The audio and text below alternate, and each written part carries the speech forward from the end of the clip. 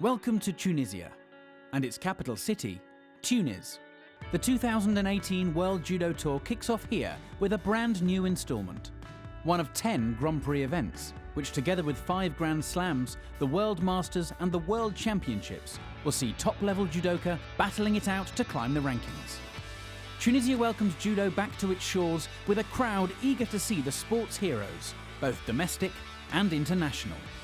We'll take a trip to a local dojo to see how the sport helps children develop to adulthood.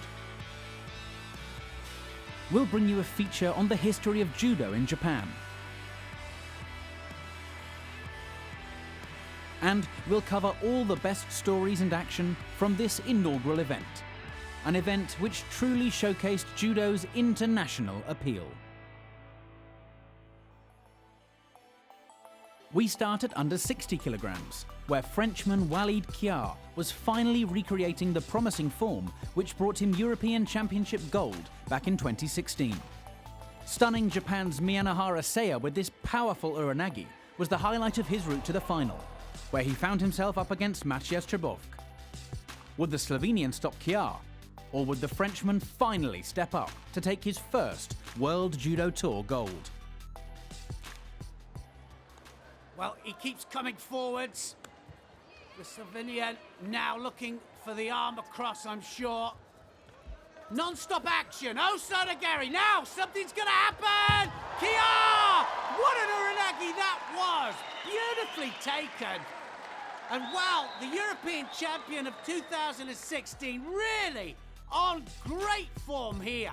Look at this uranagi here. He overstretched there and he was in trouble straight away. He just had to adjust. He takes the head. Look at the control of the head and the lift he gets for the uranagi. Magnificent control. Control of the head, control of the midsection. And look at the leg coming into the action there to get the lift.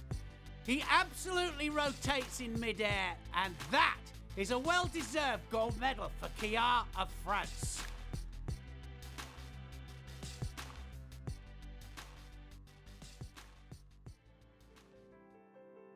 The under 66 kilogram division saw a young Uzbek, Shakram Akadov, making a phenomenal debut on the tour, as he guaranteed himself a medal by defeating Egypt's Mohamed Abdelmagoud with this dropping Sodid Surikomigoshi in golden score.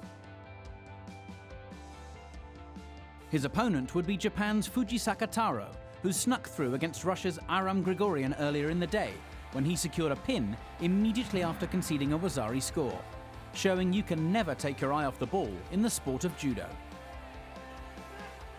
At the semi-final stage, he was more convincing.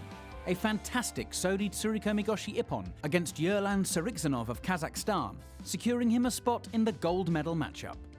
It would be an epic encounter, both fighters pushing hard for the win. After 7 minutes of golden score, the match hung in the balance.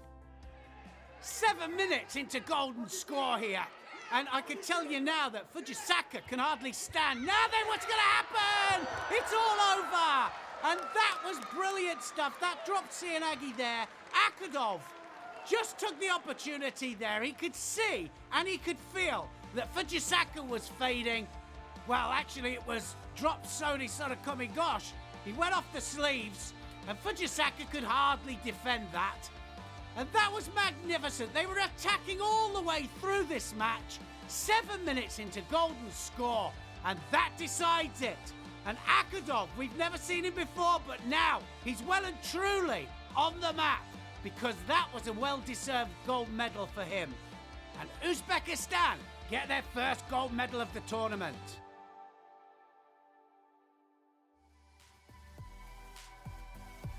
At under 52 kilograms, the final would be contested between Pan American champion Jessica Pereira of Brazil and Kosovo's ever-improving Distria Krasniki. Though both had looked good throughout the day, the form book favoured Krasniki, as she went gunning for her second Grand Prix gold on the bounce. 2 penalties, Pereira, and she can't afford another one. What's she gonna do? Kouchi, that's what she's gonna do, and a nice Wazari there. Krasniki couldn't stop it. She drew the leg towards her. So now, 11 seconds. And the last 10 seconds! And, well, she does the Kouchi again. This time she gets more lift, more drive, and she hits the ground hard, Krasniqi. That was a good ippon there for Pereira. The Pan American champion really on good form here. She ties up that arm, she pulls the leg in, and look at the hook she gets. What a driving action as well off that back leg, and she controls it all the way down to the mat. Gold medal for Brazil, and a good performance from Pereira. And the gold medal being awarded by the president of the IJF, Mr. Marius Visa, and he will appreciate that magnificent Kouchi Gari. The Tunisian crowd awaited one athlete more than any other. Her name was Niel Shikrahu, a national heroine who recently won bronze at the World Openweight Championships. More than anything, Tunisia's judo fans longed to see her victorious on home soil. She started well, an ippon against Julia Talofa of France, sending the crowd into raptures. Unfortunately though, the fairy tale gold was not meant to be. Brazil's Beatriz Souza ending that dream in emphatic fashion. Souza would go on to lose out on the gold medal when she was caught in a strangulation by Maria Slutskaya in the final. It would be the flag of Belarus flying highest during the awarding ceremony. Meanwhile though, Shikrahu bounced back in her repechage contest, defeating Lithuania's Sandra Gablonskit by ippon to earn a chance at a bronze medal. With the crowd on the edge of their seat, their hero did not disappoint. The scrappiest of Wazaris against Slovenia's Anna-Marie Valensek, producing the most beautiful of moments, as Tunisia could celebrate a medal in their Grand Prix. The scenes inside the arena made it clear what judo means to people here. But judo is more than just a sport. It is also a powerful tool for education, and can be employed to give young people focus and structure in their lives. And while Shikrahu's medal was the crowning moment of this first Grand Prix back on Tunisian soil, it is the legacy of this event which will resonate the loudest. On the eve of the tournament here in Tunis, we took a drive to the rural outskirts of the city, where we visited a local judo club. Here, judo is used to occupy the time of local children who have little else to do outside working in agriculture. The club was born in 1981. I was the judoka in the national team. The children of this region are those of farmers who generally work during the summer months harvesting apples, tomatoes and things like that. We don't have facilities for other sports here. The closest school is 8 kilometers away, so you need to take a bus to get there. We have students here every day. We have 3 age groups and a team of 68 judoka, boys and girls, of course. Thanks goes to the International Judo Federation, who donated the tatami to us. I try to gather as many children from our region as possible, to protect them from whatever dangers they may face, and to work hard. They are well educated and disciplined. They are followed by myself and the trainer here. I'm even in contact with their school teachers. They are my children. I do as much as I can to develop them and to build champions. We don't have much, but I am sure and certain that I am building champions.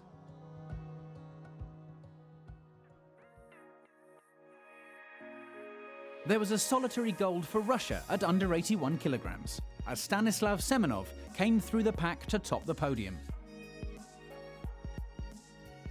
After earning a Wazari lead in the final against Turkey's Vedat Albayrak, he continued to push forwards, eventually securing a pin to seal the result.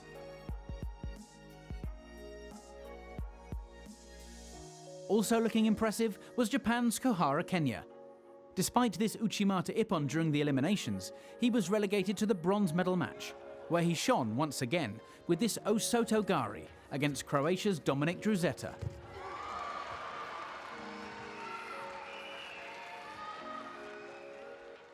A consolation bronze medal taken in style.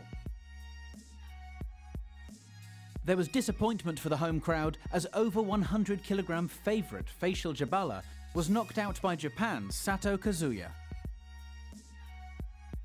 Alexander Gorienko of the Ukraine also knocked out Tunisian opposition in his opening match, and it was him who would eventually take gold, defeating Javad Mahjoub of Iran in the final.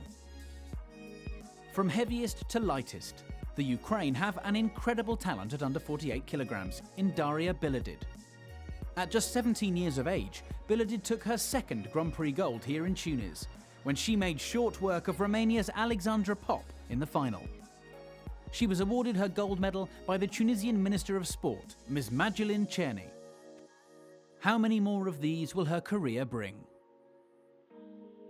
Kosovan judo was once again in the spotlight as Nora Jakova took under 57 kilogram gold. At the semi-final stage, she stunned Panama's Miriam Roper with this enormous oguruma for ippon.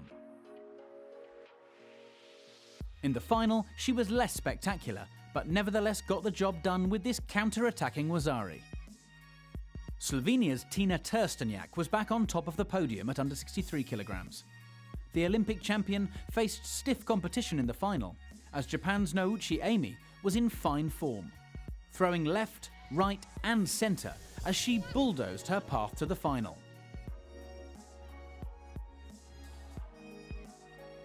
But there, Trstenjak was too good for Nouchi, winning by this wazari.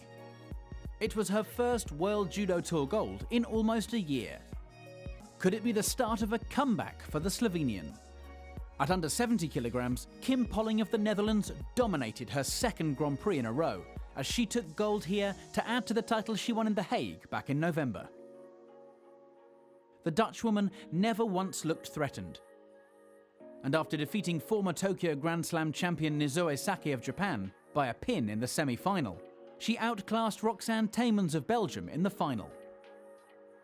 Profiting from the new contest rules to win by awazeti ippon, the term used for when two wazari scores accumulate to end a contest.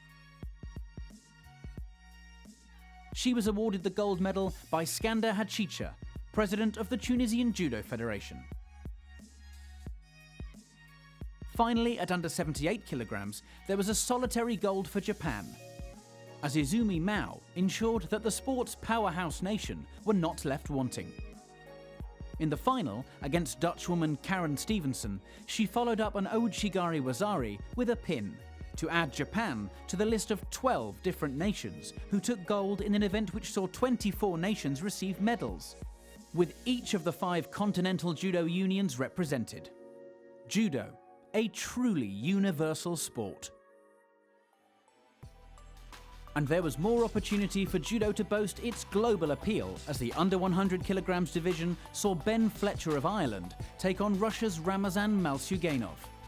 Fletcher showcased dynamic judo throughout the day as he aimed to make history with his and Ireland's first World Judo Tour gold medal. Malsuganov was equally impressive, however, as he threw his way to a showdown with Fletcher. After a tense golden score, Fletcher seized his moment, throwing for a wazari to make his dreams come true. Dr. Jigoro Kano would surely be proud if he could see the widespread appeal his sport now has.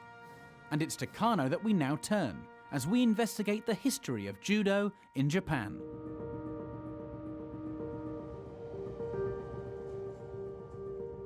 Kano Shihon は1860年の10月28日に生まれました。加納師範は自分の体が弱かったので柔術を学んで、そしてその中に教育的要素を持たして人格形成をするためのものとして柔道をお作りになりました。そんな素晴らしい先生です。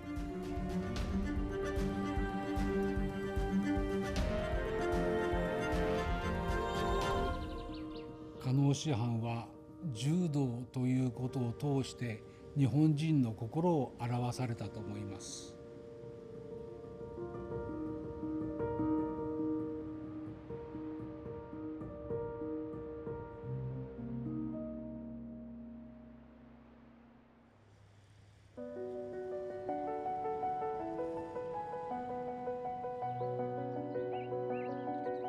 当山は朝日山願成院永昌寺という浄土宗の寺院でございます。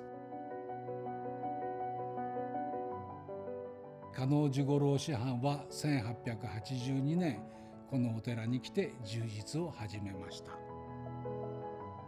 ただいま遺品をある前あたりに12畳の畳の道場を作りまして、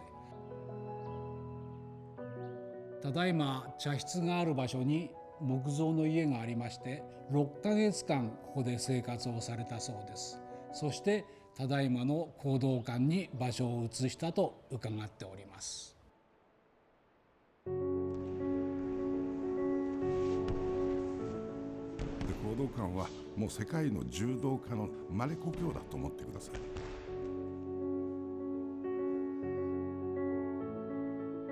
柔道が正しく皆さん普及にしていって、子どもたちが元気にやってる姿を見るのが一番嬉しいです。柔道のその攻撃防御の練習によって自分の精神修養、そして自分をもっと高めるために作られたのがこの講道館でありま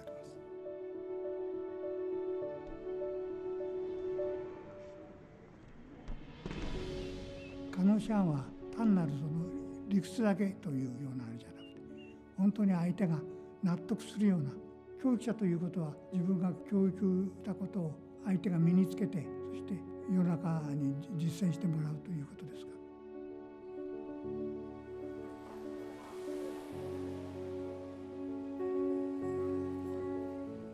ら。加納師範の教育者としての立派なところがあると思います。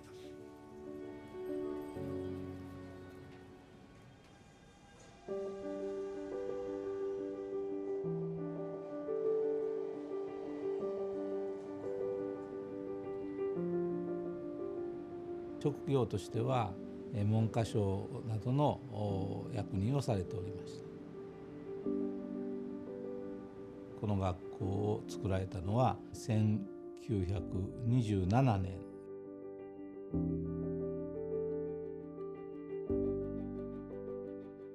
加納先生の柔道の精神である精力全容自他共栄という言葉を本校のそのままスクールモットーとしてですね、でそれをずっと現代まで受け継いできているわけです。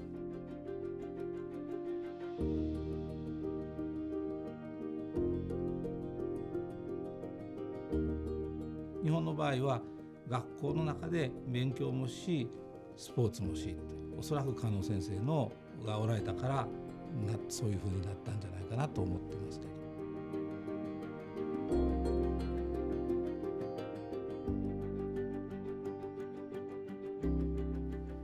私は柔道を始めたのは5歳です。私にとって柔道は生きがいです。私が柔道をやっていて自信がついたのは加納先生の教えがとても大きいです。その教えを聞いて人に優しくしようと思えるようになりました。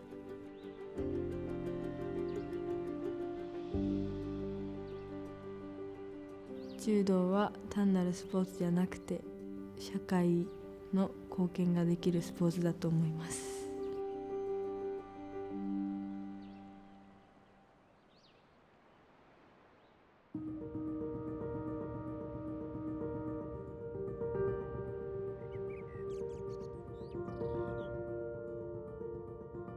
残念ながら加納治五郎先生は1938年氷川丸の上で亡くなられたと。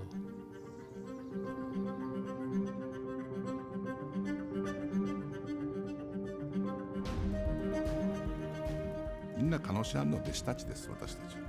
だからそう兄弟だよね、みんな。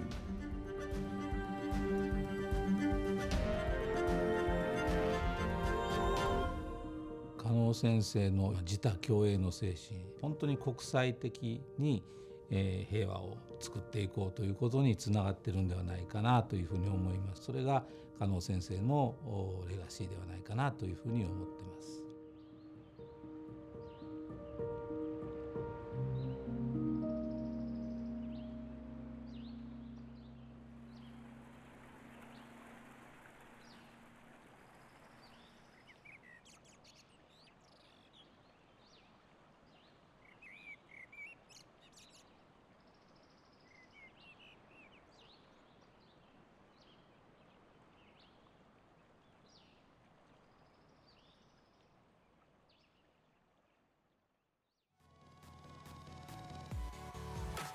favourite for under 90 kilogram gold was Hungary's 2014 world silver medalist, Toth Christian.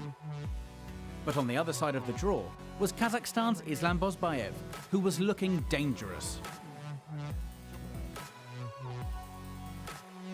Would he shock Toth in the final? Well, Toth has been struggling a little bit today, and Bozbayev certainly been on the best of form. But anything can happen here. This is the final, of course. Bozbayev in blue, looking to get the inside grip. Oh, it's all over! What a Taitoshi that was! Toth couldn't do anything about it. He caught him cold. Leg went across there, gets the lift, and he takes Toth over. Ippon called. Well, he certainly gets the lift. Look at that. Controls it all the way down with the hands. And that was a brilliant technique.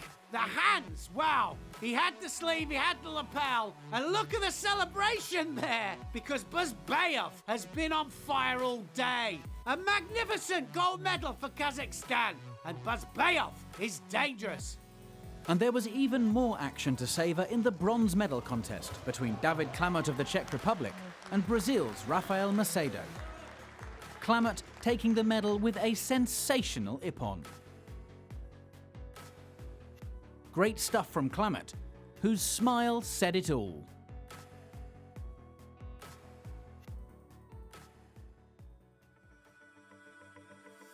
What better way to finish than with our list of the top 3 Tunis ippons?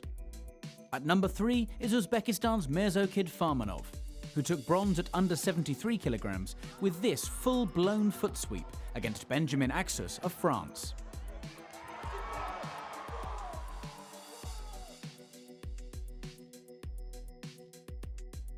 At number 2 is Miriam Roper, who got Panama on the medal list with a lightning-fast Kosoto Gak within the first 30 seconds of her bronze medal contest.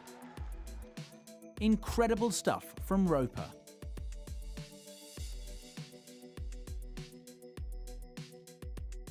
The final of the under 73 kilogram category featured Kazakhstan's Zance Smagalov and Kosovo's Akil Jakova. Both of them in fine form.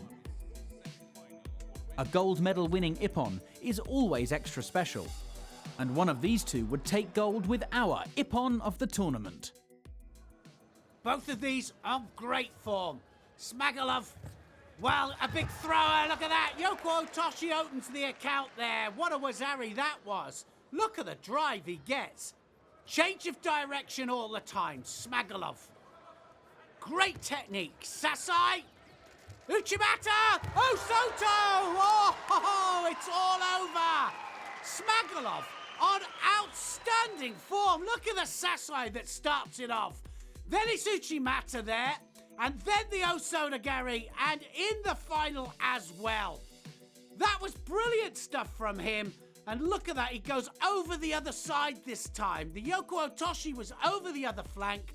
This time, it's Sasai, Uchimata, and then Osoto to win the gold medal, and Smagalov was on magnificent form. So it's a fond goodbye from Tunis, after an event which showed more than ever what a powerful and global force judo is, with a bounty of action, fair play, emotion, and medals distributed across all 5 continental judo unions. Our next event is not to be missed. The Paris Grand Slam is a true sporting spectacle. Join us there as we continue the 2018 World Judo Tour.